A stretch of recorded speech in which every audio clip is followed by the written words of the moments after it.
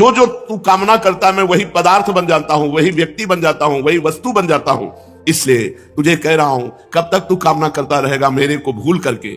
इसलिए मेरा स्मरण कर और कामनाओं का त्याग कर, तो मैं तेरे समीप ही हूं, तुझे ऐसा अनुभव हो जाएगा। जिस देह से तू ममता करता है, इस ढांचे से, पांच भौतिक शरीर से, तू देह नहीं है।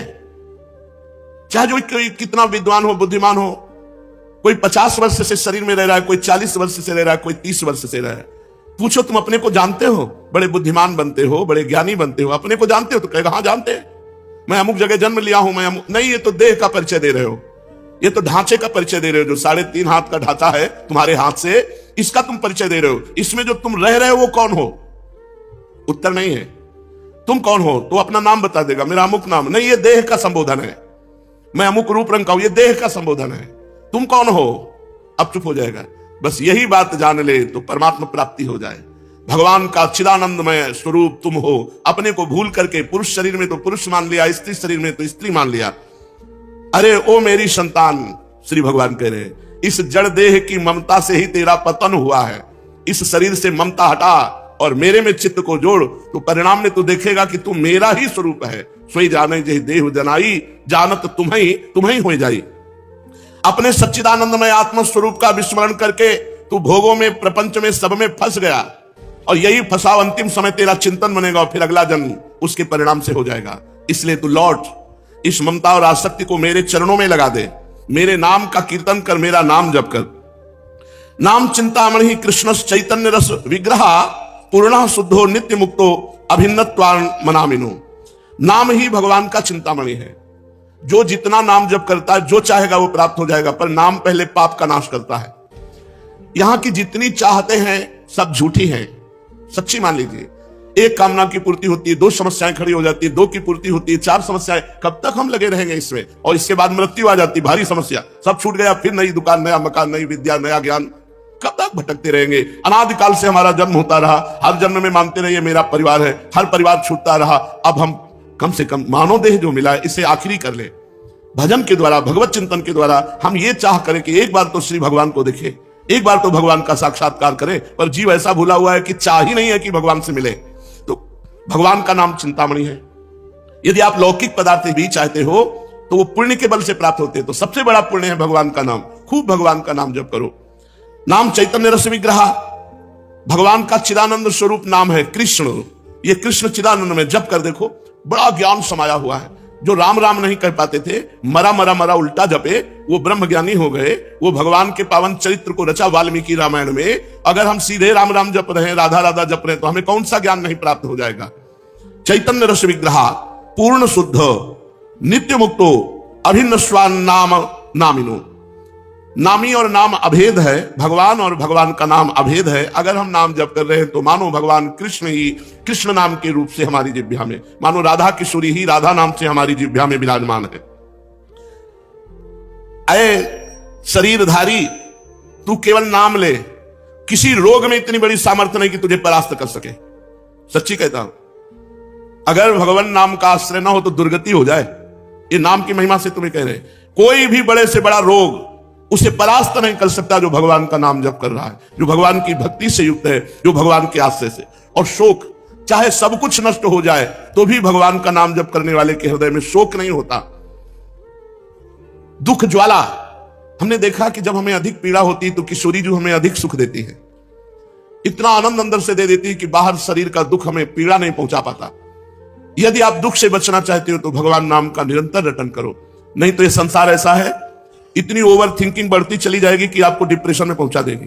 अगर नाम जप नहीं करोगे, सत्कर्म नहीं करोगे, भगवत आराधना नहीं करोगे, तो तुम्हारा मन ही तुम्हें क्लेश देने के लिए उतारू हो जाएगा। तुम्हारा मन ही तुम्हें भयभीत कर देगा, तुम्हारा मन ही तुम्हें गंदी आदतों में फंसाकर तुम्हें नष्ट कर देगा।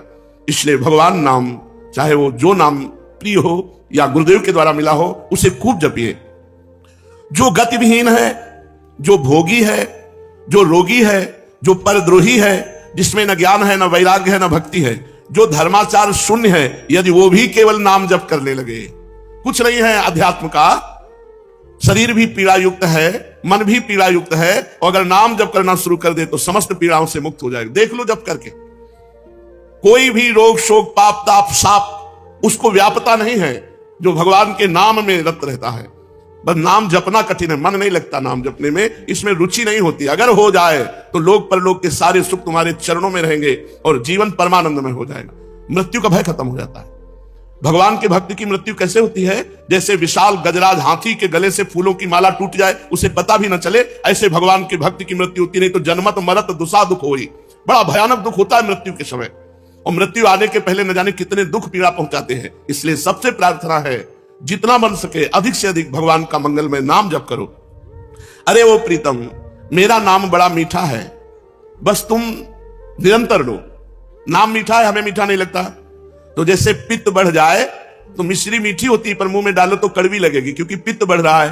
और उसी मिश्री को रोज नियम से खाओ तो पित्त का समन हो जाएगा और मिश्री मीठी लगने लगेगी। ऐसे ही हमें अविद्या रोग लग गया है, हमारा अज्ञान बढ़ गया है, भोग वासना बढ़ गई है। तो हमें राधा नाम सुधा रसम रसितुम, जो राधा नाम अमृत है, अच्छा नहीं लगता। लेकिन भगवान नाम एकांत शांत बैठकर जप करने में नहीं लगेगा।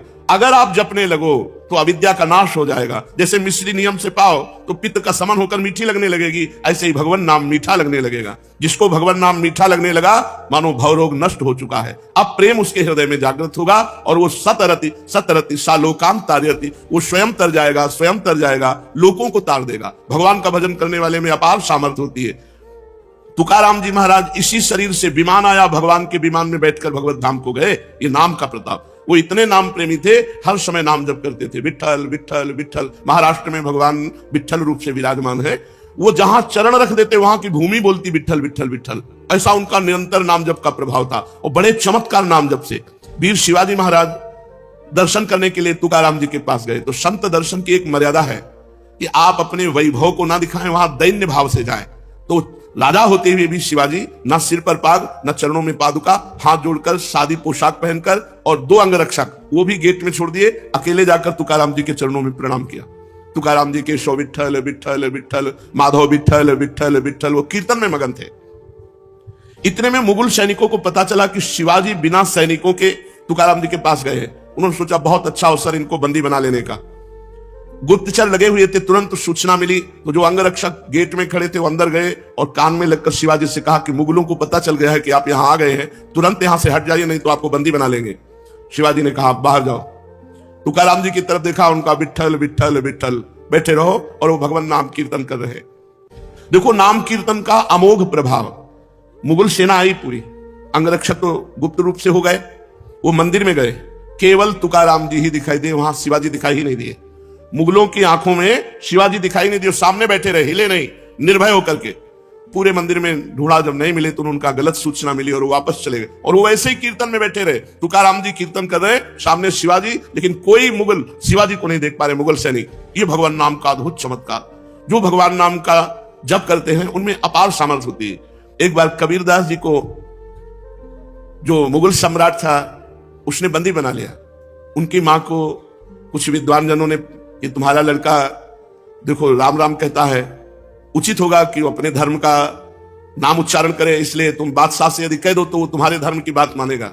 वो बूढ़ी माँ, उनको समझ में आया कि ठीक बात कह रहे हो। बादशाह से विद्वानों ने निंदा करके कबीरदास जी के लिए विपरीत भावना भर दी, बंदी बना लिए गए कबीरदास जी। तो इनसे कहा कि तुम इस नाम को छोड़ो।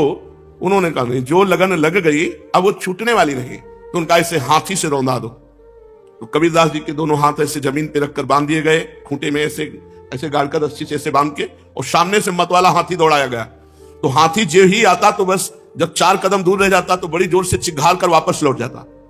बादशाह ने कहा क्यों हाथी रौंदता क्यों नहीं? महावत से कहा। महावत ने कहा कबीरदास की जगह में एक बबर शेर दिखाई देता है, इसलिए हाथी वापस आ जाता है। बादशाह ने कहा तुम झूठी बात कहते हो, मैं स्वयं चढ़कर देखूंगा।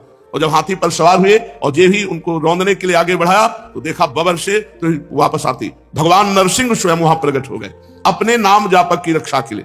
फिर दूसरी चाल चली, कबीरदास जी को जैसे प्रहलाद जी को होली में दहन किया, ऐसे कबीरदास जी को जलाने का प्रयास किया। पूरा लकड़ियों का ढेर लगा दिया, बीच में कबीरदास जी को विराजमान कर दिया और आग लगा दी। राम राम राम राम राम, एक भी रोमा नहीं झुलसा, पूरी लकड़ियां भस्म हो गई कबीरदास जी की। ये कथा